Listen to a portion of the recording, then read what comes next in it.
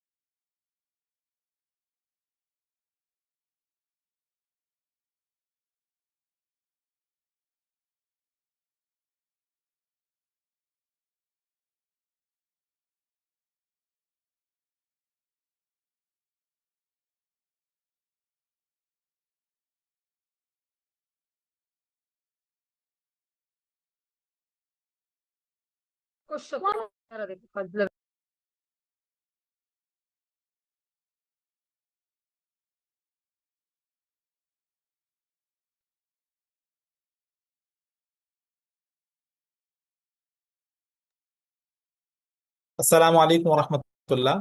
আমার কথা কি শোনা যাচ্ছে স্পষ্টভাবে? একটু বলবেন।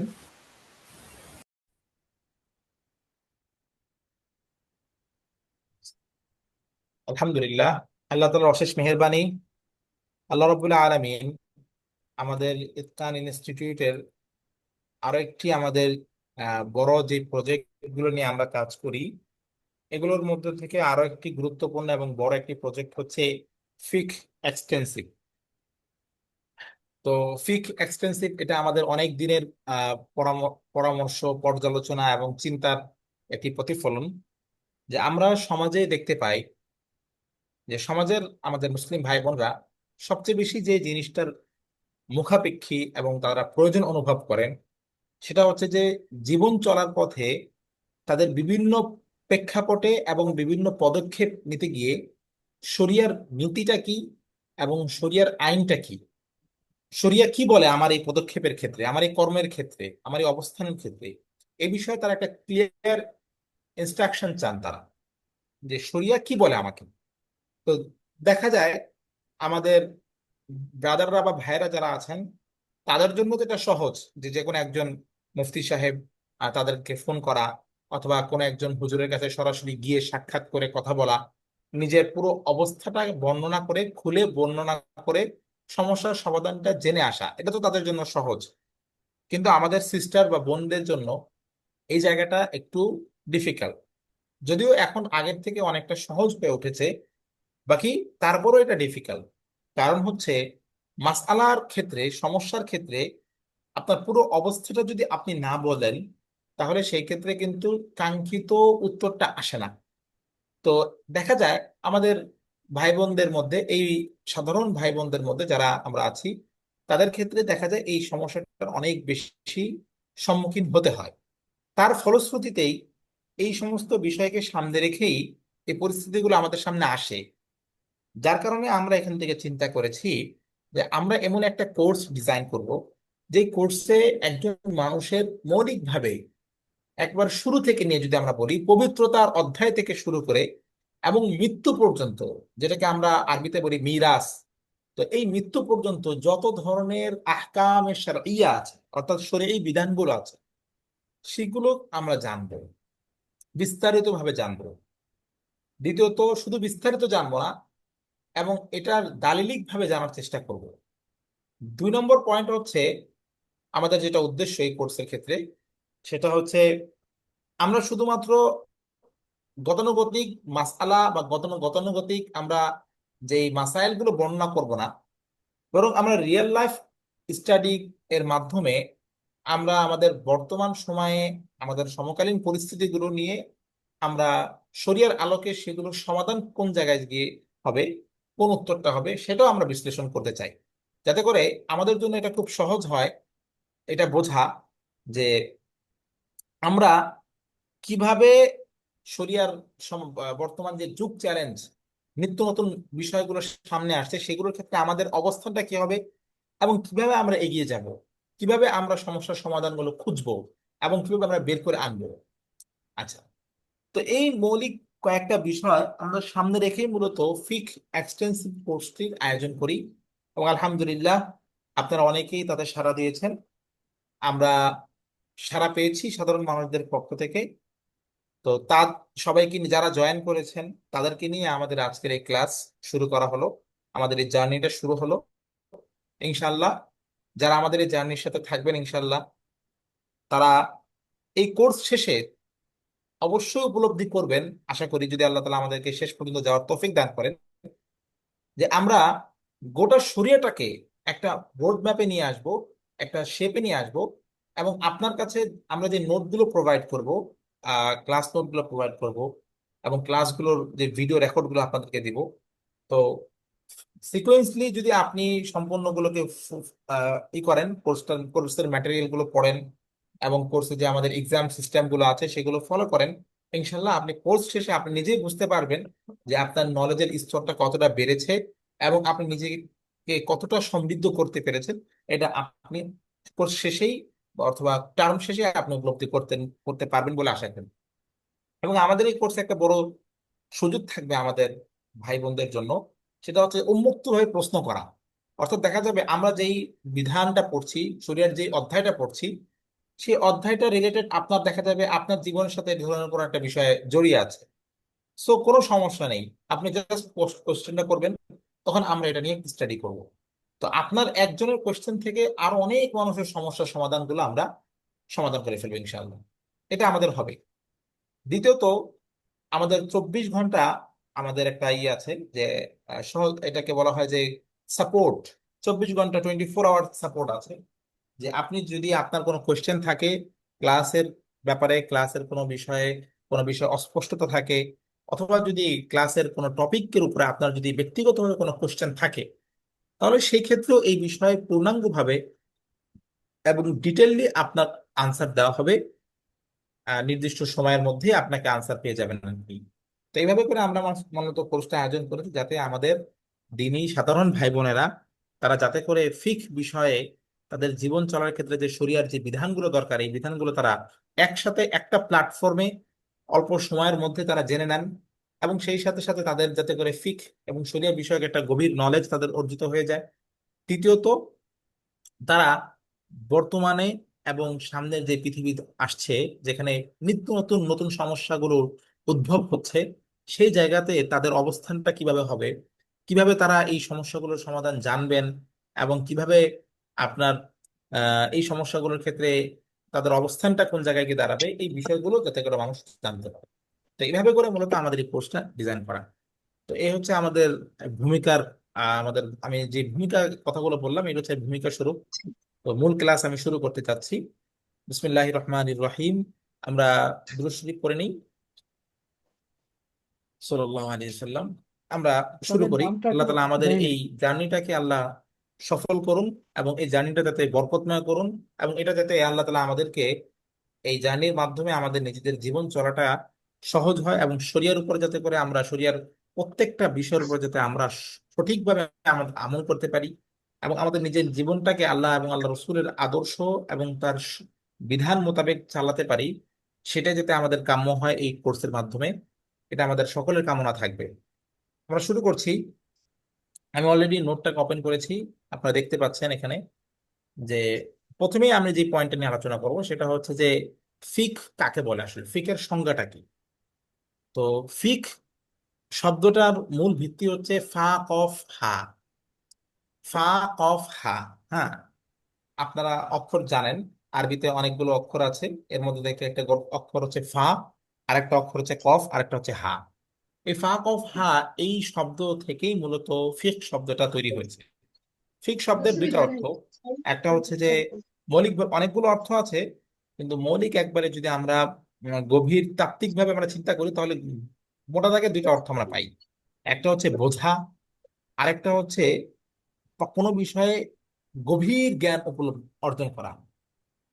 হ্যাঁ, এই দুইটা অর্থ মূলত হয় এটা মৌলিকভাবে বিচার বিশ্লেষণ করে। তো এটা হচ্ছে শাব্দিক অর্থ। পারিভাষিক অর্থটা কি? দেখুন, পারিভাষিক অর্থ পারিভাষিক সংজ্ঞা তো অনেকে অনেকভাবে করেছেন। আমরা ইমাম শাফি রহমতুল্লাহ আলাইহি, আপনারা অনেকে চেনেন, পৃথিবীর বিখ্যাত ইমাম, হাদিসেরও এবং ফিকহের উভয় শাস্ত্রের ইমাম, ইমাম শাফি রহমতুল্লাহ আলাইহি। এবং আপনার আরব যে কান্ট্রি গুলো, এই আরব কান্ট্রি গুলোর একটা অংশ ইমাম শাফি রহমতুল্লাহ আলাইহির এর, যে ফিক, এই ফিকটাকে তারা ফলো করেন।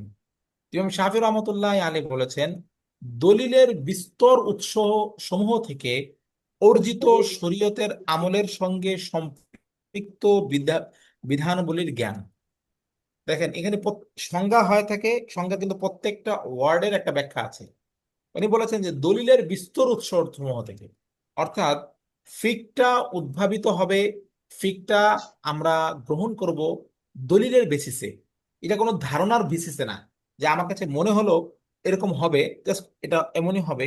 ব্যাপারটা এরকম না, আমার যুক্তিতে বলে এটা, সো এটাই হবে। এটা কিন্তু আসলে ফিক না। এটা হচ্ছে যে এটাকে বলা হয়, আরবিতে বলা হয় মা তাশতাহি আনফুসুকুম, মানে আমাদের মন চাহি। তো ইসলামী শরিয়াতে এটার কোনো ধরনের সুযোগ নাই। ইসলামী শরিয়াতের প্রত্যেকটা বিষয় হচ্ছে দলিলের বেসিসে। দলিল ছাড়া, ভিত্তি ছাড়া কোনো বিষয় অ্যাকসেপ্ট হয় না ইসলামী শরিয়াতে। আচ্ছা, ইমাম শাফি রহমতুল্লাহ আলাইহি তার সংজ্ঞার মধ্যে এই বিষয়টা তিনি কিন্তু স্পষ্ট করে দিলেন যে দলিলের বিস্তর উৎস সমূহ থেকে। এখন ইসলামী যে ফিক, আমাদের যে ফিক, এই ফিক এর উৎস কিন্তু অনেকগুলো দলিল, শুধুমাত্র দলিলগুলো মানে অনেক ক্রাইটেরিয়ার বা অনেক ধরনের দলিল, দলিল হচ্ছে এই ফিকের উৎস সমূহের অন্তর্ভুক্ত। যেমন শরীয়তের অন্যতম একটা দলিল হচ্ছে কি, এবং সবচেয়ে প্রথম যে দলিলটা সেটা হচ্ছে কোরআন, দ্বিতীয় হচ্ছে হাদিস, তৃতীয় হচ্ছে কি ইজমা, চতুর্থ হচ্ছে কিয়াস। এই মোটা দাগে বলা যায়, বলা চলে যে এই চারটা হচ্ছে ইসলামী ফিকহের মৌলিক প্রধান উৎসসমূহ। এছাড়াও আরো কিছু উৎসসমূহ আছে, ঠিক আছে, যেগুলো নিয়ে আমরা ইনশাল্লাহ পর্যায়ক্রমে আলোচনা করব।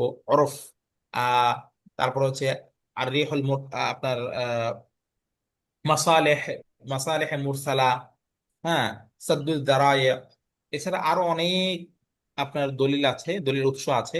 সেই দলিলের উৎসগুলো নিয়ে আমরা পরে আলোচনা করব। তবে আপনাদের জানিয়ে রাখা দরকার সেটা হচ্ছে, এছাড়াও যে সমস্ত দলিলের উৎসগুলো আছে, সেই সমস্ত দলিলের উৎসগুলো মূলত এই চারটা দলিল, এই চারটা যে উৎস, সেই চারটা উৎস থেকেই নেওয়া হয়েছে। আচ্ছা, যাই হোক, তো এই যে দলিলের বিস্তর উৎস সমূহ থেকে অর্জিত শরীয়তের, অর্জিত শরীয়তের আমলের সঙ্গে সম্পৃক্ত, অর্থাৎ আমার বিশ্বাসের সাথে না, বিশ্বাসের সাথে আপনার যেটা রিলেটেড সেটাকে বলা হয় আকীদা। হ্যাঁ, যেটাকে বলা হয় ঈমান, সেটা আরেকটা জিনিস। আমরা যেটা জানবো হচ্ছে যে শরীয়তের আমলের সাথে সম্পৃক্ত যে বিধানাবলীর জ্ঞান, সেটাকে বলা হয় ফিক। ঠিক আছে। আচ্ছা, তাহলে এই সংজ্ঞা থেকে আমরা কয়েকটা বিষয় ক্লিয়ার। একটা হচ্ছে যে কি, যে আকীদার বিষয়গুলো ফিকহের কিন্তু অংশ না। দুই নাম্বার বিষয়, আর সেগুলো আকীদার যে বিষয়গুলো, এগুলো একটা স্বতন্ত্র শাস্ত্র, আপনারা জানেন। তেমনি ভাবে আরেকটা বিষয় বোঝা গেল, সেটা হচ্ছে যে ফিকহের দলিলগুলো দলিল বেসিস হয়, এটা কিন্তু আমরা জানি। আচ্ছা, ফিকহের ফিক দলিল নির্ভরশীল। দলিল ছাড়া কিন্তু ফিকহের কোনো ভিত্তি নেই, অর্থাৎ দলিল ছাড়া কোনো ধরনের ভিত্তি নেই। হ্যাঁ, তবে ফিকহের দলিলগুলো, সকল দলিলগুলো অকাট্য হওয়া জরুরি না। আচ্ছা, এটা একটা এই কথার একটা ব্যাখ্যা সাপেক্ষ। সেটা হচ্ছে কি, মানে দলিলগুলোর আবার ধরন আছে। যেমন কোরআনটা যতটা অকাট্য, হাদিসের মধ্যে কিন্তু সকল হাদিস এক পর্যায়ের না। কিছু হাদিস আছে যেগুলো অকাট্য, কিছু আছে এমন যেগুলো হচ্ছে আপনার আহ ওই পর্যায়ের অকাট্য না। ঠিক আছে, ওগুলো দলিল যোগ্য, ওগুলো অনেক শক্তিশালী, মজবুত, এবং ওগুলোর মাধ্যমে শরিয়ার উৎস হিসাবে সেগুলোকে কাউন্ট করা হয়। তবে সেগুলো কোরআনের মতো না। আচ্ছা, তো এরকম ফিকহের সবগুলো দলিল অকাট্য হওয়া জরুরি না, বরং ফিকহের অনেক দলিল এমন থাকবে যেটা অকাট্য না। তবে দলিল ছাড়া ফিক কখনো চলতে পারে না, অবশ্যই দলিল থাকবে। আচ্ছা, তারপরে আমরা একটা বিষয় বোঝা গেল যে যে আরেকটা বিষয় বোঝা গেল যে শরীয়তের এই যে ফিকহের যে মাসাইল গুলো থাকবে, এগুলোর মধ্যে এমন হবে এগুলোর মধ্যে এমন হবে যে অধিকাংশ বিষয়ই আমাদের আহ, আমাদের এখন যে পর্যায়ে আমরা আছি, এই পর্যায়ে আমাদের এখন কোরআন থেকে বের করতে হবে না, হাদিস থেকে বের করতে হয় না। অর্থাৎ আমরা এখন উৎস সমূহ থেকে বের করি না, ঠিক আছে, বরং আমরা এখন শুধুমাত্র উৎস সমূহ থেকে যেটা বের করা হয়ে গিয়েছে অলরেডি, অর্থাৎ যুগে যুগে মুজতাহিদ বা গবেষক ফকিহরা যেটাকে বের করে নিয়ে এসেছেন, সেটাকে আমরা এখন ভালো করে বুঝবো। হ্যাঁ, তবে এখানে একটা কথা আছে, সেটা হচ্ছে যে যুগের যারা অভিজ্ঞ ওলামায়ে কেরাম, যারা যুগের যারা স্কলাররা, তারা সময়ে সময়ে নতুন উদ্ভাবিত যে বিষয়গুলো আসে সেগুলোর ব্যাপারে তারা পূর্বের যে সমস্ত সমাধান আছে সেগুলো থেকে, অথবা শরীয়তের যে দলিল উৎস উৎস দলিলগুলো আছে সেগুলোর ভিত্তিতে, সেগুলোর বেসিসে তারা নতুন আসা সমস্যাগুলোর সমাধান তারা দিয়ে থাকেন। ঠিক আছে, তো এটা কেয়ামত পর্যন্ত চলমান থাকবে, এটা কখনোই বন্ধ হবে না। তা না হলে, কারণ হচ্ছে যে কোরআনুল করিম, আপনাদেরকে জানিয়ে রাখি, দেখুন, আল্লাহ রাব্বুল আলামিন কোরআনুল কারীমের মধ্যে বলেছেন, ওয়ানাজ্জালনা আলাইকাল কিতাবা তিবয়ানাল লিকুল্লি শাই, যে আমি কোরআনটাকে আপনার উপর নাজিল করেছি তিবয়ানাল লিকুল্লি শাই, অর্থাৎ এটা প্রত্যেকটা জিনিসের সমস্যার সমাধান এটা বর্ণনা করবে। কোরআনটা এরকম হবে, কোরআনটা এরকম না যে আপনার কিছু সময়ের জন্য এটা সমস্যার সমাধান করবে, আর পরে এটা সব সমস্যার সমাধান পাওয়া যাবে না, এরকম না। কারণ কোরআনটাকে আল্লাহ নাজিলই করেছেন এমন যে তার মধ্যে সকল সমস্যার সমাধান আপনি পেয়ে যাবেন। তো এখন বিষয় হচ্ছে যে আপনি এখন বলবেন যে উস্তাদ, বর্তমান সময়ে যে ক্রিপ্টোকারেন্সি চলছে, হ্যাঁ উস্তাদ, বর্তমান সময়ে যে আপনার বিভিন্ন ধরনের যে ফিতনার বিষয়গুলো আসছে, তারপরে বর্তমান সময়ে আপনার আরো অনেক নতুন নতুন বিষয়ের উদ্ভব ঘটছে, তো সেগুলোর সমস্যার সমাধান তো আমরা কোরআনে দেখতে পাই না। আসলে ব্যাপারটা হচ্ছে, কোরআনুল করিম এটা একটা সংবিধান, এটা একটা বিধি, একটা সংবিধান। আপনি পৃথিবীর কোন সংবিধানের মধ্যে দেখতে পাবেন না যেখানে সেখানে ছোট ছোট বিষয়, ব্যক্তিকেন্দ্রিক বিষয়, সেগুলোর সমস্যার সমাধানও এখানে স্পষ্টভাবে উল্লেখ আছে, এরকম দেখতে পাবেন না। তবে হ্যাঁ, এখানে যেটা হয়ে থাকে সেটা হচ্ছে যে Jin temporal box করে দিব চালু আছে। সেখানে যে জিনিসটা হয়ে থাকে, আমাদের এখানে কেউ না কোনো একজন হচ্ছে আনমিউট আছেন, প্লিজ একটু আনমিউট হয়ে যাবেন, মিউট হয়ে যাবেন। আচ্ছা, তো কোরআন যেহেতু একটা সংবিধান, তো সংবিধানের ক্ষেত্রে যেটা হয়ে থাকে সেখানে ধারা ও উপধারা থাকে, যে ধারা ও উপধারাগুলোকে আপনি সামনে রেখে আপনি আগত সমস্যাগুলোর সমাধান আপনি খুঁজে বের করবেন। ঠিক আছে, তো যেমন আপনারা যদি দেখতে পান বর্তমান সময়ে, আপনি পৃথিবীর যে কোনো প্রান্তে যান, সেখানে দেখবেন নিত্য নৈতিক বিভিন্ন ধরনের সমস্যার সমাধান, সমস্যাগুলো তৈরি হয় সময়ের তাগিদে, যুগের তাগিদে। হ্যাঁ, পৃথিবীর পরিবর্তনশীল অবস্থার কারণে নতুন নতুন সমস্যা সৃষ্টি হয়, এবং সেই সমস্যাগুলোর সমাধানও খুঁজে বের করতে হয়। তো দেখা যায় বিদ্যমান সংবিধানগুলো, তাদের দেশের যে বিদ্যমান সংবিধান থাকে, সেই সংবিধান থেকে সেই সমস্যার সমাধানগুলো খুঁজে বের করার চেষ্টা করা হয়। তো দেখা যায় অধিকাংশ সময় দেখা যায় সেগুলোর সমস্যার সমাধান পাওয়া যায়, আবার অনেক সময় সমাধান পাওয়া যায় না। তখন গিয়ে তারা সংবিধান সংশোধন করেন বা এটা সংস্কার করেন। তো কোরআনুল কারীম হচ্ছেন এমন একটা কিতাব, যে কিতাবের কোনো সংস্করণের কোনো প্রয়োজন নাই, যে কিতাবের কোনো পরিবর্তনের কোনো প্রয়োজন নাই, সংস্কারের প্রয়োজন নাই। এবং কোরআনুল কারীম এমন একটা কিতাব যে কিতাবের মধ্যে কোনো ধরনের পরিবর্তন এটা নাই। বরং এজন্য কোরআনুল কারীম এমন একটা কিতাব যে কিতাবের মধ্যে সার্বজনীন মূলনীতি বলা আছে, যে সার্বজনীন মূলনীতির আলোকে পৃথিবীতে কেয়ামত পর্যন্ত যত ধরনের সমস্যা, ব্যক্তিকেন্দ্রিক হোক, সামাজিক হোক, রাজনৈতিক হোক, রাষ্ট্রীয় হোক, আন্তর্জাতিক হোক, যে কোনো সমস্যার সমাধান আপনার সৃষ্টি হবে, এবং সেটা যত জটিল হোক না কেন, কোরআনুল কারীমের মধ্যে যেভাবে মূলনীতি বলে দেওয়া আছে, মানুষ যদি সেটাকে ফলো করে, সেই মূলনীতির আলোকে যদি গবেষণা চালায়, তাহলে অবশ্যই সেই সমস্যার সমাধান খুঁজে বের করা সম্ভব। তো এই যে আল্লাহ যে বলেছেন ওয়ানাজ্জালনা আলাইকাল কিতাবা তিবয়ানাল লিকুল্লি শাই, যে আমি সব সমস্যার সমাধান এই কোরআনে লিখেছি, এটা এইভাবে যে স্পেসিফিকলি আপনার ঘটনার সমস্যা, আপনি যেভাবে আপনার জীবনে যে ঘটনা হচ্ছে ঘটছে সেটাকে স্পেসিফিকলি উল্লেখ করা হবে না। তবে কোরআনে আপনি এমন কিছু মূলনীতি পাবেন যে মূলনীতির আলোকে আপনার ব্যক্তিগত সমস্যার সমাধান আপনি খুঁজে বের করে আনতে পারবেন। তবে হ্যাঁ, কোরআনের বর্ণিত যেই মূলনীতি আছে সেগুলোর আলোকে আপনার জীবনের সমস্যার সমাধান খুঁজে বের করা, এটা আপনার পক্ষে, আমার পক্ষে, সাধারণ মানুষ যারা আছে, আমরা সাধারণ আহ মানুষ যারা, তাদের পক্ষে কিন্তু এটা বের করা সম্ভব না। এটা বের করা কাদের পক্ষে সম্ভব? এটা হচ্ছে যারা বর্তমান যুগেও যারা প্রাজ্ঞ, অভিজ্ঞ এবং দীর্ঘ সংস্রব প্রাপ্ত, দীর্ঘ অভিজ্ঞতা সম্পন্ন যে সমস্ত ব্যক্তিবর্গরা আছেন, তাদের পক্ষে কোরআন ও হাদিস থেকে, সরাসরি কোরআন ও হাদিস থেকে, কোরআন ও হাদিসের মূলনীতি থেকে আপনার আমাদের ব্যক্তি জীবনের সমস্যা, নবোদ্ভূতিত সমস্যাগুলোর সমাধান বের করা তাদের পক্ষে সম্ভব, আমাদের পক্ষে সম্ভব না, সকল সাধারণের পক্ষে সম্ভব না। তবে আমাদের যেটা দরকার, আমাদের জন্য যেটা গুরুত্বপূর্ণ, সেটা হচ্ছে যে তাদের বর্ণিত, তাদের এই অভিজ্ঞ গবেষকদের বর্ণনাকৃত যে বিধানটা আছে সেই বিধানটা ভালো করে বোঝা এবং সেই বিধানটা বুঝে নিজের জীবনে অ্যাপ্লাই করা এবং সমাজে সক্ষমতা থাকলে সেটাকে প্রতিষ্ঠা করার চেষ্টা করা, এটা হচ্ছে আমাদের মৌলিক দায়িত্বের অন্তর্ভুক্ত।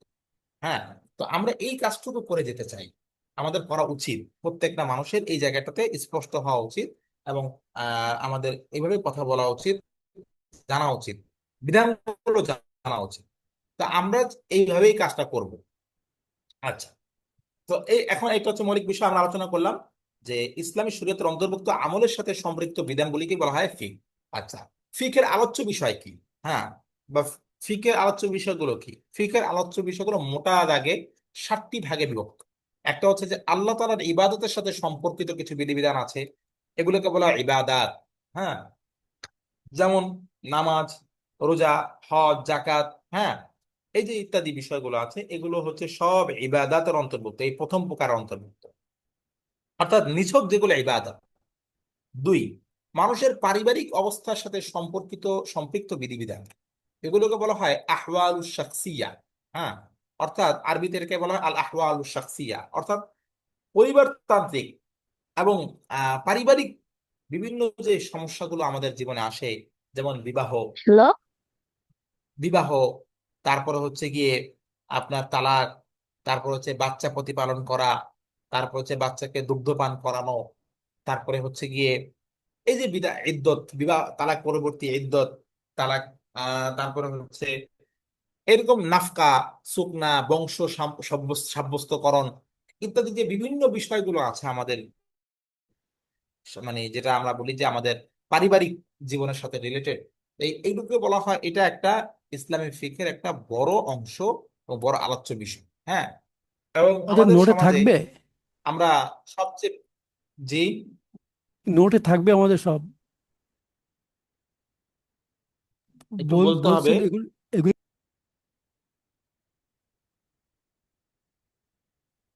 হ্যালো ভাই, একজন ভাই একটা কথা বলছেন, আমি শুনতে পাচ্ছি না একটু।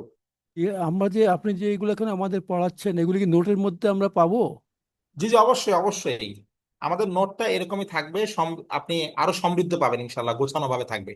জি, আমাদের নোট তৈরি করা আছে ইনশাল্লাহ, প্রতি ক্লাসের পরেই আপনার বিস্তারিত নোটটা থাকবে। হ্যাঁ, এবং আমি তো ক্লাসের শুরুতেই বলে, ক্লাসের মধ্যে উন্মুক্ত ভাবে প্রশ্ন করার সুযোগ পাবেন। হ্যাঁ, দ্বিতীয়ত দ্বিতীয়ত আপনার আমাদের 24 ঘন্টা আপনার যে টেলিগ্রাম গ্রুপ আছে সেখানে আপনি সাপোর্ট পাবেন, কোনো সমস্যা নেই ইনশাআল্লাহ। বিস্তারিত নোট আরো নোটে থাকবে, আমি যেটা বলছি তার থেকেও বিস্তারিত থাকবে নোটে। আচ্ছা, তারপরে আমরা চলে আসি পয়েন্টে। তৃতীয়ত, যে পারিবারিক জীবন নিয়ে আমরা বললাম, এগুলোকে আরবিতে বলে আল আহওয়ালু শাখসিয়া। তৃতীয়ত, মানুষের আয় উপার্জন ও অর্থনৈতিক বিষয়াদি, যেটার মুখাপেক্ষী আমরা সকলেই, প্রত্যেকেই আমাদের আয় উপার্জন, ব্যবসা বাণিজ্য এবং এই রিলেটেড কিন্তু প্রচুর পরিমাণ প্রশ্ন আমাদের থাকে। আমরা প্রত্যেকটা মানুষই কিন্তু কোনো না কোনো ভাবে কোনো একটা অর্থনৈতিক চক্রের সাথে জড়িত। কেউ আপনার হচ্ছে ব্যবসা বাণিজ্য, কেউ হচ্ছে চাকরি, হ্যাঁ, কেউ লেনদেন। তো যাই হোক এবং কেউ ক্ষুদ্র পর্যায়ের ব্যবসা, কেউ হচ্ছে যে মাঝারি পর্যায়ের ব্যবসা, কেউ হচ্ছে আন্তর্জাতিক পর্যায়ের ব্যবসা, ইম্পোর্ট এক্সপোর্ট, এগুলো বিশাল একটা জগৎ আমাদের অর্থনৈতিক লেনদেন। এই অর্থনৈতিক লেনদেন এটাও হচ্ছে ইসলামী ফিকের একটা বড় অংশ। আচ্ছা, তৃতীয়, এটাকে আরবিতে বলে আল কানুনুল মাদানী। হ্যাঁ, আচ্ছা, তৃতীয় যেটা হচ্ছে আমাদের শাসিতর উপর শাসকের কর্তৃত্ব এবং তাদের উভয়ের দায়িত্ব, হ্যাঁ, একাধারে সম্পর্কিত বিধিবিধানগুলো, এটাকে বলা হয় আর সিয়াসাতু শারঈয়া, অর্থাৎ এই যে আমাদের রাষ্ট্রীয় ব্যবস্থা ইত্যাদি। তো এই সমস্ত বিষয় কিন্তু কিন্তু কি থাকে, ইসলামী ফিকের মধ্যে আলোচনা থাকে। আচ্ছা, এবং আমাদের অংশ, আমাদের দায়িত্ব কি, একটা রাষ্ট্রের প্রতি আমাদের দায়িত্ব কি, আর রাষ্ট্রের দায়িত্ব কি আমাদের প্রতি, এই বিষয়ে ইসলামী আপনার আইন শাস্ত্রে বিস্তারিত বিবরণ কিন্তু আলোচনার মধ্যে থাকে। আচ্ছা, তারপরে হচ্ছে যে আরেকটা বড় বিষয় হচ্ছে ইসলামী হ্যালো, ফিকের, সেটা হচ্ছে হ্যালো। অপরাধীদের অপরাধীদের শাস্তি। অর্থাৎ একটা মানুষ যদি অপরাধ করে, তাহলে সেই ক্ষেত্রে অপরাধের শাস্তির কি মানে ধরন হবে, কি? এটাকে বলা হয় আল উকুবাত। হ্যাঁ, এটা হচ্ছে আল উকুবাত বলা হয় এটাকে। যে ইসলামে আপনি হচ্ছে যেমন আপনারা জানেন অনেকে এটা, যে কেউ যদি চুরি করে, হ্যাঁ, তাহলে সেই ক্ষেত্রে তার হাত কর্তন করা হয় ইসলামী আইন শাস্ত্র। তবে এটা সম্পাদন করবে কে? এটা সম্পাদন করার দায়িত্ব হচ্ছে রাষ্ট্রের, এটা ব্যক্তির না কিন্তু। হ্যাঁ, তো আমরা যেটা বলতে চাচ্ছি সেটা হচ্ছে যে এই বিষয়ে একটা ইসলামী যদি আপনি রাষ্ট্র পরিচালনা করতে চান, তাহলে সেই ক্ষেত্রে দেখা যাবে অপরাধ আছে ইসলামের, ইসলামী আইনে এর সুস্পষ্ট বিবরণ আছে যে কোন আইনে এবং কোন অপরাধের এগেন্সে সে কতটুকু শাস্তি পাবে, এর পরিমিতিটা কতটুকু, কতটুকু সে শাস্তির উপযুক্ত হবে, যাতে করে ইসলাম এই ক্ষেত্রে আমি জালেমের বিচার করতে গিয়ে যাতে করে হা আমি আ নিজেও আ জালেম আ না। আ এটা একটা বিষয়, গুরুত্বপূর্ণ একটা বিষয় আমাদের হয়ে দাঁড়াবে। আচ্ছা, এখানে আমি একটু রাখছি।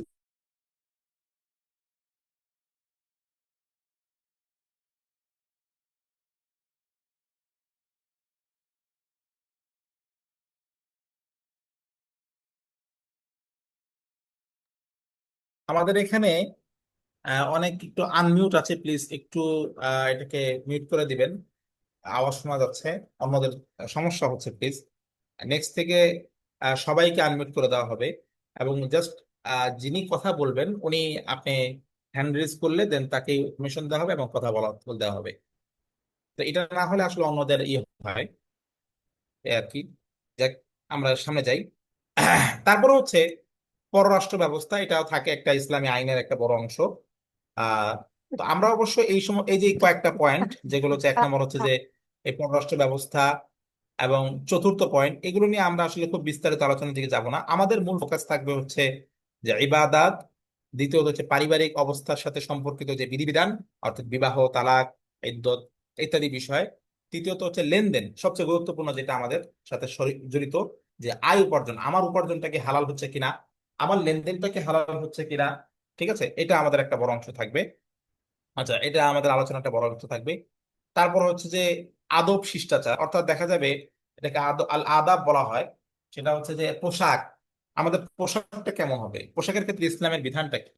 আচ্ছা, তারপরে আমাদের খাবারের ক্ষেত্রে কি অবস্থা দাঁড়াবে, আমরা কিভাবে খাবার গ্রহণ করব, এবং খাবারের ক্ষেত্রে ইসলামের বিধানটা কি, কোন খাবারটা আমাদেরকে আমাদেরকে খাবারের ক্ষেত্রে কি কি বিষয় মূল্য মাথায় মাথায় রাখতে হবে। আচ্ছা, এই বিষয়গুলো আমাদের ফোকাস থাকবে। এবং এই ইসের মধ্যে আপনাদেরকে একটু বলে রাখি যে দ্বিতীয় যে প্রকারটা মানুষের পারিবারিক অবস্থার সাথে সম্পর্কিত, এখানে আমাদের এই এটাও জড়িত। এটাকে বলা হয় তৃতীয় প্রকার, তৃতীয় আয় উপার্জন, এটার সাথে আমাদের যেই সম্পত্তি বন্টন, যেটা আমাদের মৃত্যুর পরে মিরাজ বন্টন, এই বিষয়গুলো আলোচনা কিন্তু এটার মধ্যে থাকবে। ঠিক আছে, তো এই হচ্ছে মোটা দাগে আমাদের ফিকের আলোচ্য বিষয় এগুলা। তবে আমরা ফিকের মধ্যে কোন কোন বিষয়গুলোকে বেশি ফোকাস দিচ্ছি, এটা আমরা এখানে আলোচনা করলাম, যেটা আমাদের জীবনের সাথে অনেক বেশি জড়িত। এই বিষয়গুলোকে আমরা ইনশাল্লাহ কোর্সের মধ্যে বেশি ফোকাস দিব। আচ্ছা, তারপরে আজকে আমি যে আলোচনাটা করতে চাচ্ছিলাম সেটা হচ্ছে ফিকের বিকাশ। আমরা ফিক সম্পর্কে একটা মোটামুটি ধারণা পেয়েছি। তো এখন হচ্ছে ফিকের বিকাশটা, এটা আমাদের জানতে হবে যে ইতিহাসটা কোত্থেকে আসলো, ফিকটা কোত্থেকে আসলো।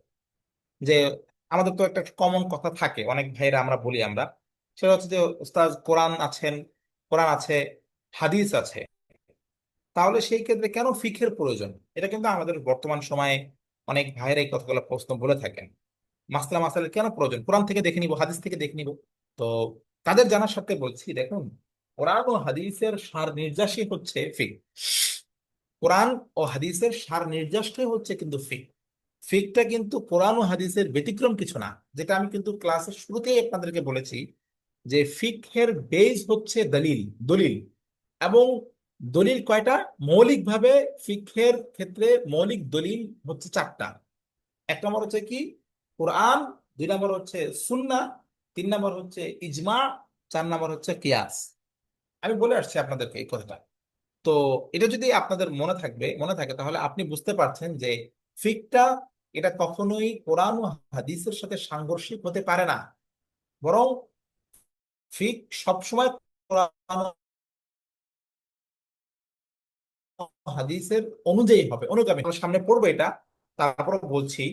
হযরত ওমর রাদিয়াল্লাহু তাআলা আনহুর একটা ঘটনা বলি। হযরত ওমর রাদিয়াল্লাহু তাআলা আনহুর কাছে আহ একজন সাহাবিয়া রাদিয়াল্লাহু তাআলা আনহা, তো তিনি একবার একটা মাসআলা বললেন, এবং মাসআলা বলার পরে হযরত ওমর রাদিয়াল্লাহু তাআলা আনহু তখন তিনি ওই সাহাবিয়ার মাসআলা বা মতটাকে গ্রহণ করেননি।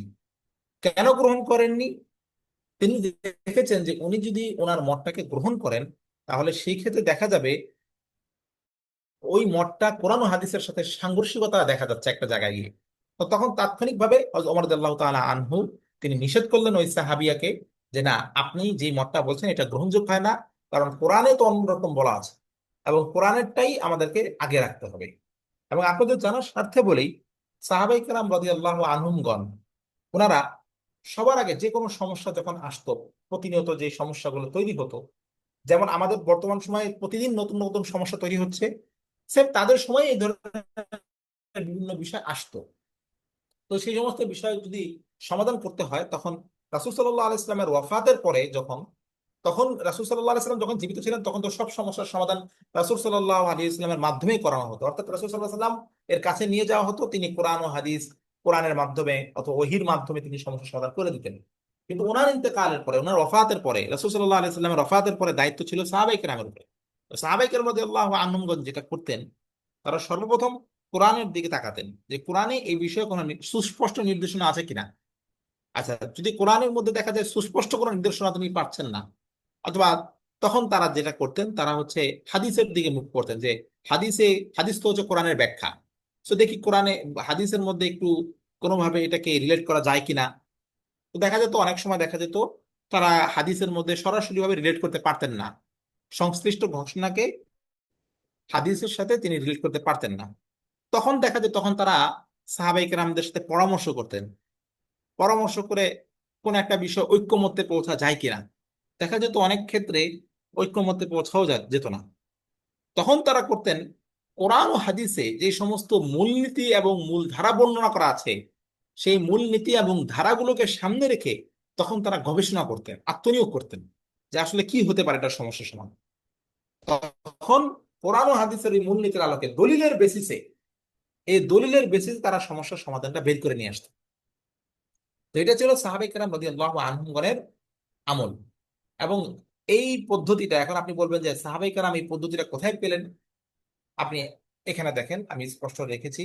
রাসূল সাল্লাল্লাহু আলাইহি ওয়াসাল্লাম মুআয ইবনে জাবাল রাদিয়াল্লাহু আনহুকে ইয়ামানের গভর্নর করে পাঠানোর সময় তাকে জিজ্ঞেস করলেন, হে মুআয, তুমি কিসের ভিত্তিতে ফয়সালা করবে?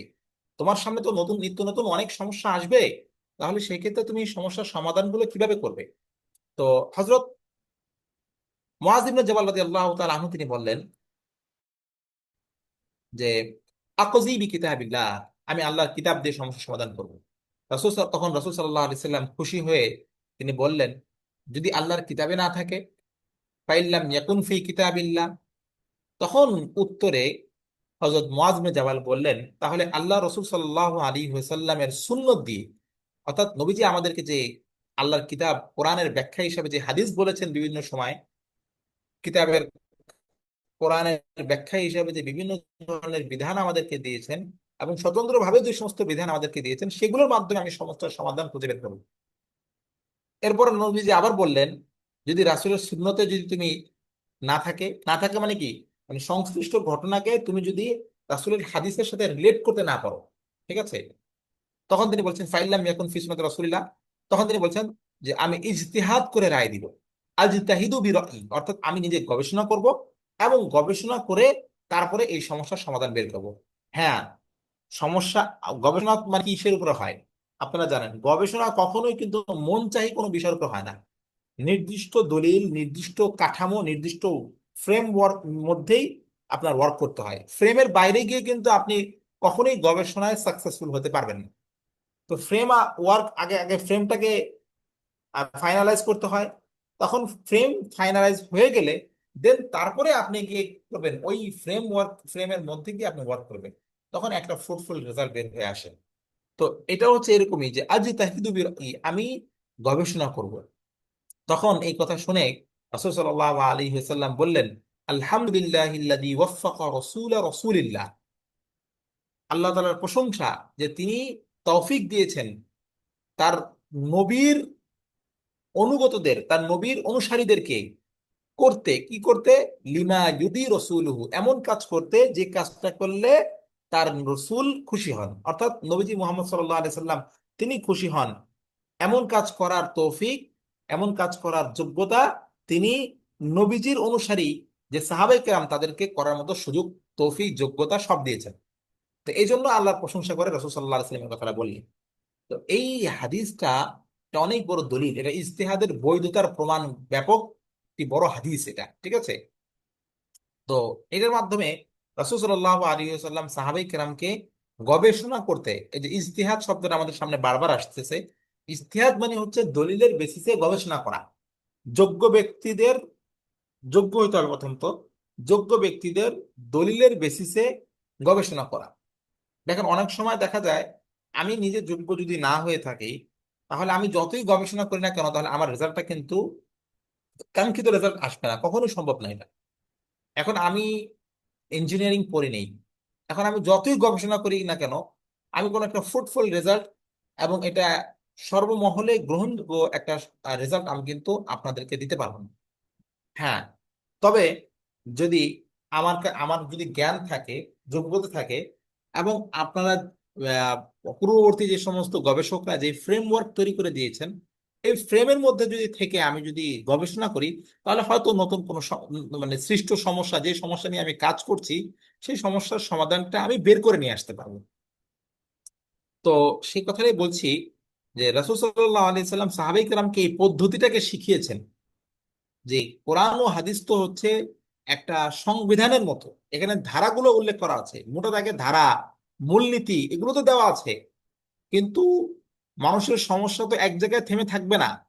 অর্থাৎ দৈনন্দিন মানুষের সমস্যা বাড়তে থাকবে, নতুন নতুন সমস্যার উদ্ভব ঘটতে থাকবে। তখন তোমরা কিভাবে সমস্যার সমাধান করবা? রাসূল সাল্লাল্লাহু আলাইহি সাল্লাম সাহাবায়ে কেরামকে এই শিখিয়ে দিয়ে গিয়েছেন যে তোমাদেরকে গবেষণা করতে হবে, দলিলের আলোকে গবেষণা করে তোমাকে সমস্যার সমাধান খুঁজে বের করে দিতে হবে। এই উম্মত আল্লাহ এবং আল্লাহ রসুলের আনুগত্যের মধ্যেই থাকে। আচ্ছা, তো এইভাবে রসুল সাল্লাল্লাহু আলাইহি সাল্লাম তিনি শিখিয়েছেন, শিখিয়ে আপনার হচ্ছে যে সাহাবাই কেরামকে এই ব্যাপারে উৎসাহিত করেছেন এবং তাদেরকে প্রশিক্ষণ দিয়ে এই ব্যাপারে তাদেরকে যোগ্য করে তুলেছেন। তো মোটা দাগে যদি আমরা বলতে যাই যে ফিকহের ইতিহাস নিয়ে যদি আমরা আলোচনা করি, তাহলে প্রথমে আমাদেরকে ভাগ করতে হবে তিনটা ভাগে। মানে ফিকহের যে উৎপত্তি, এটা যদি আমরা আলোচনা করি, তাহলে আমাদেরকে মোটা দাগে ভাগ করতে হবে তিনটা ভাগে। প্রথমত রাসূল সাল্লাল্লাহু আলাইহি সাল্লামের যুগ, রাসূল সাল্লাল্লাহু আলাইহি সাল্লামের যুগে যেটা ছিল, এটা প্রথম হিজরি থেকে দশম হিজরি সাল পর্যন্ত, এই যুগের যাবতীয় ফিকহের বিষয়ে যত সমস্যার সমাধান, এগুলো স্বয়ং রাসূল সাল্লাল্লাহু আলাইহি সাল্লামের সত্তার সাথে জড়িত ছিল। তিনি মূলত সমস্যার সমাধানগুলো দিয়ে থাকতেন। যে কোনো সাহাবী যে কোনো বিষয়ে কোনো ইস্যু তৈরি হলে তাৎক্ষণিকভাবে সাহাবায়ে কেরাম রাসূল সাল্লাল্লাহু আলাইহি সাল্লামের দরবারে ছুটে যেতেন এবং রাসূল সাল্লাল্লাহু আলাইহি সাল্লাম সেই বিষয়গুলো, সমস্যার সমাধানগুলো বলে দিতেন। তবে একটা বিষয় হচ্ছে খুবই গুরুত্বপূর্ণ বোঝার, সেটা হচ্ছে রাসূল সাল্লাল্লাহু আলাইহি সাল্লাম শুধুমাত্র ব্যক্তির সমস্যার সমাধানটাই বলতেন না, বরং রাসূল সাল্লাল্লাহু আলাইহি সাল্লাম ব্যক্তির সমস্যার সমাধানটা এমন ভাবে বলতেন সেটা একটা মূলনীতির আকারে হয়ে উঠতো। তো মূলনীতির আকারে হয়ে উঠলে যেটা হয় সেটা হচ্ছে মানুষ ওইটা থেকে পরবর্তীতে ওটাকে বেজ করে পরবর্তীতে যদি এই জাতীয় কোনো সমস্যার আবার সৃষ্টি হয় তখন মানুষ সেটারও সমাধান করতে পারে। তো এইভাবে কিন্তু রাসূল সাল্লাল্লাহু আলাইহি ওয়াসাল্লাম মূলনীতিগুলো বলে যেতেন। জন্য হাদিসের মধ্যে আমরা দেখি প্রচুর মূলনীতি আমরা কিন্তু খুঁজে পাই। ঠিক আছে, এই হচ্ছে একটা বিষয়। তারপরে রাসূল সাল্লাল্লাহু আলাইহি সাল্লামের যুগে মৌলিকভাবে রাসূল সাল্লাল্লাহু আলাইহি সাল্লাম ছিলেন কেন্দ্র, এবং সমস্যার সমাধান, সমস্ত নতুন উদ্ভাবিত সমস্যার সমাধানগুলো আমরা সেখান থেকে বের করে নিয়ে আসা হতো। এই হচ্ছে আপনার রাসূল সাল্লাল্লাহু আলাইহি সাল্লামের যুগ। আচ্ছা, তারপরে রাসূল গবেষণা করার গবেষণা করার বিষয়ে প্রশিক্ষণ দিতেন, গবেষণা করতে উৎসাহিত করতেন, এবং এটা তার যুগে এটা তিনি মানে বানিয়ে নিচ্ছেন যাতে করে পরবর্তীতে তার অনুপস্থিতিতে সাহাবাই কেরাম রাদিয়াল্লাহু আনহুমগণ জানে তারা এই সমস্যার সমাধান, ইসলামী শরিয়ার নতুন নতুন বিষয়ে যে মানুষের জীবনে যে নতুন নতুন সমস্যা আসবে সেগুলোর সমাধানে যাতে সঠিকভাবে সমাধান দিতে পারেন এবং কোরআন হাদিস থেকে গবেষণা করতে পারেন, এই বিষয়ে প্রশিক্ষণ তিনি দিয়ে গিয়েছেন। এটা ছিল রাসূল সাল্লাল্লাহু আলাইহি সাল্লামের আরো একটা বড় বৈশিষ্ট্য। আচ্ছা, তারপরে আল্লাহু আকবার, তারপরে হচ্ছে রাসূল সাল্লাল্লাহু আলাইহি সাল্লামের যুগ যখন যেহেতু শেষ হয়ে গিয়েছে, তখন আপনার যখন শেষ হয় তখন আমরা চলে যাব। এটা হচ্ছে রাসূল সাল্লাল্লাহু আলাইহি সাল্লামের যুগের অবস্থা ছিল, এটা তো আমরা বিস্তারিত আলোচনা করলাম। এরপরে হযরত এরপরে যুগটা যখন শুরু হয় সেটা হচ্ছে যে সাহাবাই কেরাম রাদিয়াল্লাহু আনহুমগণের যুগ। আচ্ছা, সাহাবাই কেরাম রাদিয়াল্লাহু সাহাবাগণের যে যুগে যে ফিকহের বিন্যাস, এটাকে আমরা মোটা দাগে দুইটা ভাগে ভাগ করতে পারি। ঠিক আছে, প্রথমত একটা তাকে ভাগে ভাগ করবো, সেটা হচ্ছে যে এর সময়কাল কত ছিল। এর সময়কালটা হচ্ছে যে দশম হিজরি থেকে সাহাবাই কেরামের যুগটা শুরু হয়, এবং এর ব্যাপ্তি ছিল প্রায় 90 থেকে 100 হিজরি পর্যন্ত। আচ্ছা, কারণ 90 86 হিজরি বলেন, 86 থেকে 87 হিজরিতে আপনার কুফা, এই কুফা নামক যে এলাকা ছিল ইরাকের দিকে, এই কুফা এলাকায় সর্বশেষ সাহাবী মারা যান 86 87-তে। মদিনায় সর্বশেষ সাহাবী সাহাল ইবনে সাআদ রাদিয়াল্লাহু আনহু 91 হিজরিতে মারা যান। বসরার শেষ সাহাবী আনাস ইবনে মালিক তিনি 91 হিজরিতে মারা যান। আচ্ছা, আর দামেস্কের শেষ সাহাবী আব্দুল্লাহ ইবনে ওমর 88 হিজরিতে মারা যান। 100 হিজরিতে সর্বশেষ সাহাবী আমির ইবনে ওয়াসিলাহ ইবনে আব্দুল্লাহ রাদিয়াল্লাহু আনহু বিদায় নেওয়ার মধ্য দিয়ে সাহাবা যুগের কিন্তু সমাপ্তি ঘটে। তাহলে আমরা বুঝতে পারলাম যে রাসূল সাল্লাল্লাহু আলাইহি ওয়াসাল্লামের যুগের পরে সাহাবায়ে কেরামের যুগ শুরু হয়, এবং সাহাবায়ে কেরামের যুগটাও 100 হিজরির পর লাস্টিং করেনি। আচ্ছা, তাহলে মোটা দাগে আমরা বলতে পারি যে সাহাবা যুগের যে ফিকহের ইতিহাস আমাদের যদি জানতে হয় তাহলে আমাদেরকে 11 হিজরি থেকে নিয়ে 100 হিজরি পর্যন্ত দেখতে হবে যে সাহাবায়ে কেরাম রাদিয়াল্লাহু আনহুগণ কিভাবে ফিক চর্চা করেছেন। তো সেটা যদি আমরা করতে যাই তাহলে আমরা দেখি যে সাহাবায়ে কেরামগণ দুটো দলে বিভক্ত, মানে সাহাবায়ে কেরামের এই যুগটাকে দুইটা ভাগে ভাগ করতে হবে আমাদের। এক নম্বর হচ্ছে যে খোলাফায়ে রাশিদিনের যুগ 40 হিজরি পর্যন্ত। দুই হচ্ছে খোলাফায়ে রাশিদিনের পরবর্তী সাহাবাদের যুগ। মানে খোলাফায়ে রাশিদিন মানে কারা? চার খলিফা, যারা আমাদের যাদেরকে আমরা সবাই চিনি, সেই চার খলিফা এর যুগটাকে বলা হয় খোলাফায়ে রাশিদিনের যুগ, এবং এই যুগটা ছিল প্রায় 40 হিজরি পর্যন্ত। আচ্ছা, এরপরে হচ্ছে যে যুগ সেটাও সাহাবীদের যুগ, 100 হিজরি পর্যন্ত সাহাবাদের যুগ, কিন্তু এখানে এর সমান্তরালে তাদেরই সাহাবাদেরই শিক্ষাপ্রাপ্ত তাবিদের যুগ, এটাকে তাবিদের যুগও বলা হয়। আচ্ছা, কারণ ওই সময় সাহাবাদের থেকে দীক্ষা লাভ করে অনেক বড় বড় ফকিহ তাবিঈ তৈরি হয়ে গিয়েছিল ওই সময়তে। তারাও যুগে যুগে বিভিন্ন জায়গাতে তারা ফিকহের সম্প্রসারণ এবং ফিক বিষয়ে তারা কাজ করতেন, তারা বিভিন্ন নব উদ্ঘাটিত সমস্যাগুলো সমাধান করতেন। আচ্ছা, তো প্রথমে আমাদের যদি আলোচনা করতে হয় তাহলে খোলাফায়ে রাশিদিনের যুগ নিয়ে আমরা আলোচনা করব। খোলাফায়ে রাশিদিনের এই সোনালী যুগে ইসলাম যখন বিভিন্ন দিকে ছড়িয়ে পড়ছিল এবং বিভিন্ন রাজনৈতিক এবং সামাজিক সমস্যা যখন সামনে চলে আসছিল, তো এই ক্রম প্রসারণ, সেই সভ্যতার চাহিদা পূরণে এবং বৃহত্তর সমাজ রাষ্ট্র পরিচালনার জন্য মানে কোরআন ও সুন্নাহর উপরে গবেষণা করার প্রয়োজনীয়তা দেখা দেয়।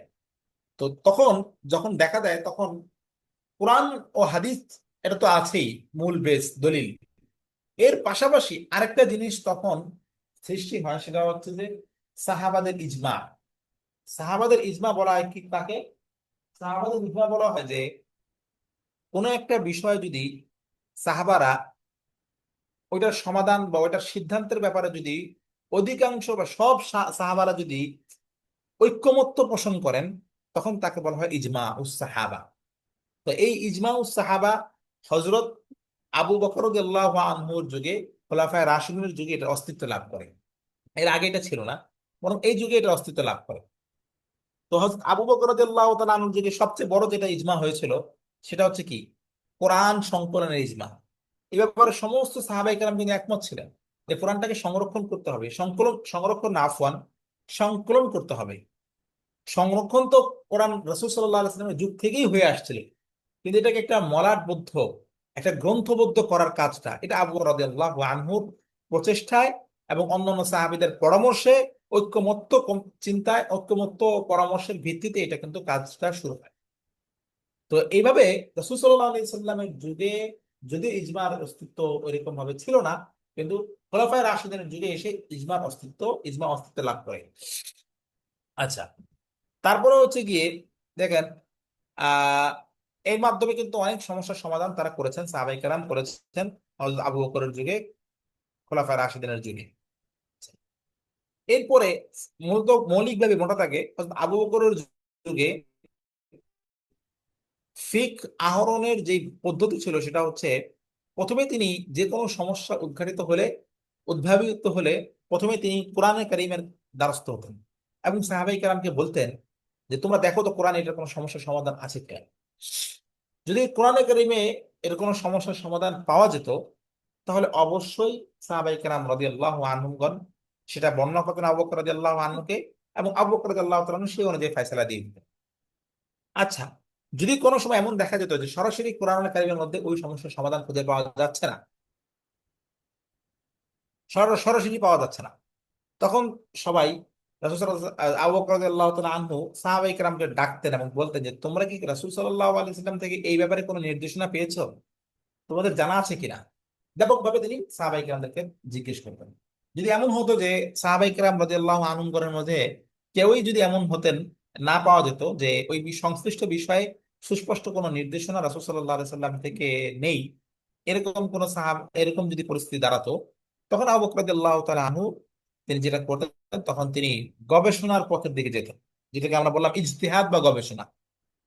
তো ইজতিহাদ বা গবেষণার পথে তিনি অগ্রসর হতেন এবং তিনি যোগ্য সাহাবায়ে কেরাম রাদিয়াল্লাহু আনহুমগণদেরকে সাথে সাথে নিয়ে তিনি গবেষণা করতেন, ইজতিহাদ করে যে সিদ্ধান্তটা, এবং সেটাও ছিল দলিলের বেসিসে যে সমাধানটা আসতো সেই সমাধানটাই তিনি মানুষের সামনে পেশ করতেন।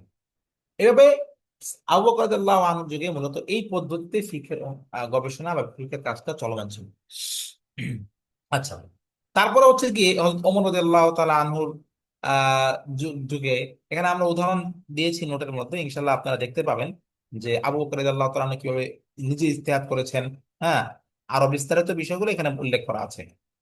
তারপরে ওমর রাদিয়াল্লাহু আনহুর যুগ, হযরত ওমর রাদিয়াল্লাহু তাআলা আনহুর যুগটাও ছিল হযরত আবু বকরের যুগ এর মতোই। ঠিক আছে, তিনিও সেই একই পদ্ধতি অনুসরণ করতেন।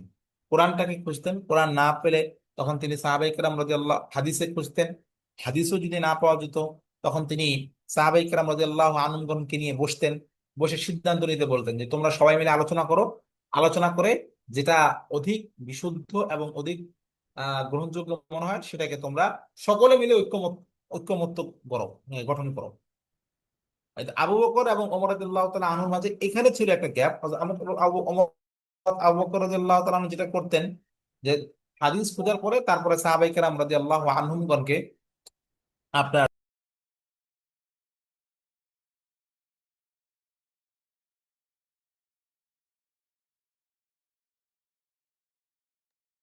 হাদিস শেষ করার পরে হাদিস ইসের পরে হা- হাদিস খুঁজতেন, হাদিস খোঁজার পরে রাসূলুল্লাহ সাল্লাল্লাহু আলাইহি ওয়াসাল্লাম আবু বকর রাদিয়াল্লাহু তাআলা আনহু যেটা করতেন বেসিক্যালি সেটা হচ্ছে যে সমস্যার সমাধান তিনি যখন হাদিসে পেতেন না, তখন তিনি গবেষণার পথে যেতেন এবং সাহাবায়ে কেরামকে তো আগে জিজ্ঞেস করতেন, যদি না পাওয়া যেত তাহলে সেই ক্ষেত্রে তিনি গবেষণার পথে যেতেন। কিন্তু হযরত ওমর রাদিয়াল্লাহু তাআলা আনহু যেটা করতেন বেসিক্যালি, তিনি হচ্ছেন যে সমস্যার সমাধান যদি হাদিসে না পাওয়া যায়, তখন তিনি বলতেন তোমরা বসো, তোমরা বসে ইজতিহাদ করো, গবেষণা করো, গবেষণা করে তোমরা তোমরা একটা ঐক্যমত্যে পৌঁছাও। যদি দেখা যেত যে পরস্পরে বসেও ঐক্যমত্য পৌঁছানো যাওয়া কোনো সম্ভব না, তখন গিয়ে তারা কি করতেন, স্বতন্ত্রভাবে এমন যারা বিশেষজ্ঞ ফকিহ ছিলেন, বিশেষজ্ঞ সাহাবা ছিলেন, তারা নিজস্ব মতকে বর্ণনা করতেন, এবং মতকে বর্ণনা করার দ্বারা সেখানে বিভিন্ন ধরনের আপনার মতানৈক্য সুযোগ তৈরি হতো। এবং মতানৈক্য সুযোগ তৈরি হলে আপনার সেভাবেই বিভিন্ন জন বিভিন্ন ধরনের আমল করতেন। এবং এই ক্ষেত্রে তাদের মধ্যে কোনো ধরনের ক্লেশ ছিল না, যেটা আমাদের বর্তমানে আছে। তো ওমরের যুগে এটা হয়। তারপর হচ্ছে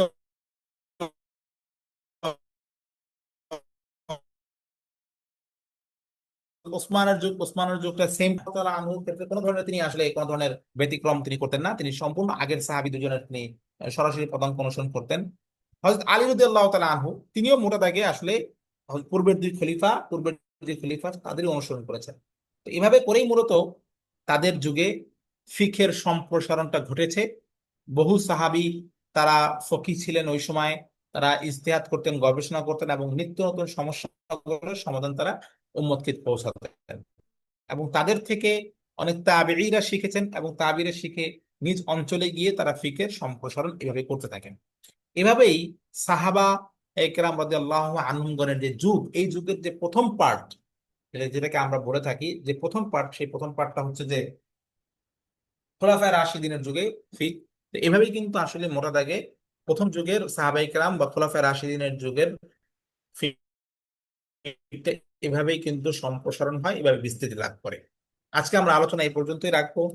নেক্সট ক্লাসে ইনশাল্লাহ আমরা ফিকের উৎপত্তি ক্রমবিকাশ, যেটা তাবিঈনদের সাহাবায়ে কেরামের যে যে যুগ, এই যুগের যে দ্বিতীয় অংশ, অর্থাৎ অন্যান্য সাহাবায়ে কেরামদের যুগ এবং সেই সাথে সাথে তাবিঈনদের যুগ থেকে নিয়ে বর্তমান সময় পর্যন্ত বাকি ইতিহাসটা ইনশাল্লাহ আমরা নেক্সট ক্লাসে আলোচনা করব। এবং সেই সাথে সাথে আমাদের নেক্সট ক্লাসে আরো একটা গুরুত্বপূর্ণ বিষয় আলোচনা রয়ে গেছে, থাকবে। সেটা হচ্ছে যে ফিক কিভাবে কাজ করে। হ্যাঁ, ফিক কিভাবে কাজ করে, ফিকের উপকারিতাটা কোথায় এবং প্রয়োজনীয়তাটা কোথায়। ঠিক আছে, ইনশাল্লাহ আমরা নোট অলরেডি রেডি করেছি, এখানে আপনাদেরকে একটু দেখাচ্ছি যাতে করে আপনাদের জন্য সুযোগ হয়, আপনার জন্য বোঝার সুবিধার্থে, যে ফিক কিভাবে কাজ করে। ফিকের মানে জায়গাটা কি, যেমন কোরআন হাদিসের বিভিন্ন স্থানে বর্ণিত বিধানকে এক স্থানে বিন্যস্ত আকারে উপস্থাপন করা হচ্ছে ফিকের কাজ। ঠিক আছে, তারপরে ফিকের আরো একটা বড় কাজ হচ্ছে কোরআন হাদিসে বর্ণিত বিধানের স্তর ও মান নির্ণয় করা, এটা ফিকের কাজ। ফিক আরো কি কি কাজ করে, তো এই বিষয়গুলো নিয়ে আমাদের বিস্তারিত আলোচনা ইনশাল্লাহ নেক্সট ক্লাসে থাকবে। আজকে এই পর্যন্তই। আপনাদের যদি কোনো কোয়েশ্চেন থাকে আজকের আলোচনার উপরে, লেকচারের উপরে, আপনারা প্রশ্ন করতে পারেন। আর বিস্তারিত নোটে তো থাকবে ইনশাল্লাহ, তখন আপনারা প্রশ্নগুলো করতে পারবেন।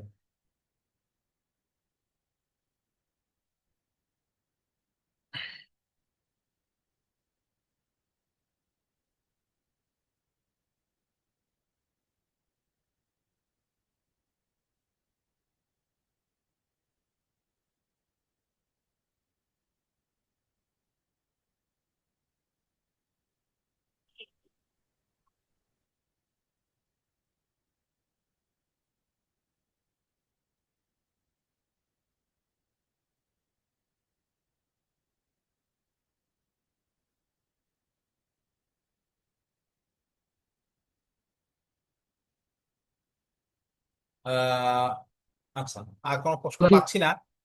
জি ভাই। ক্লাস কি শেষ এখানেই? যে আজকে এই পর্যন্ত থাকবে, ইনশাল্লাহ নেক্সট ক্লাসে আমাদের বাকি অংশ আলোচনা থাকবে। আপনার নামটা কি যেন আমি শুনতে পাইনি। যে আমার আমার নাম হচ্ছে আহ আহ, রায়হান, রায়হান আনওয়ার। আমি, আমার নাম হচ্ছে রায়হান আনওয়ার।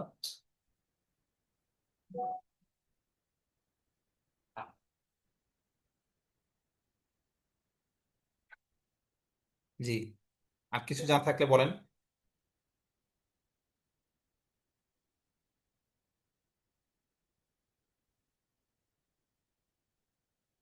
যে কোনো আর কোনো প্রশ্ন মাদ্রাসার সাথে আছে ভাই? জড়িত আছেন না? কোনো প্রতিষ্ঠানের সাথে জড়িত আছেন? জি জি জি জি, আমি অবশ্যই মাদ্রাসার সাথে জড়িত আছি। আমি একটা মাদ্রাসায় এখানে নাজিমে তালিবান বা শিক্ষা সচিব হিসেবে পড়াচ্ছি। ওখানে ফিক শাস্ত্র নিয়ে আলহামদুলিল্লাহ অনেক দীর্ঘদিন যাবৎ কাজ করা হচ্ছে। আল্লাহর রহমতে। আমি সেখানকার সহকারী প্রধান মুফতি হিসাবে কাজ করি। তো এই হচ্ছে আমার পরিচয় ওটা থেকে। উস্তাদ আসসালামু আলাইকুম।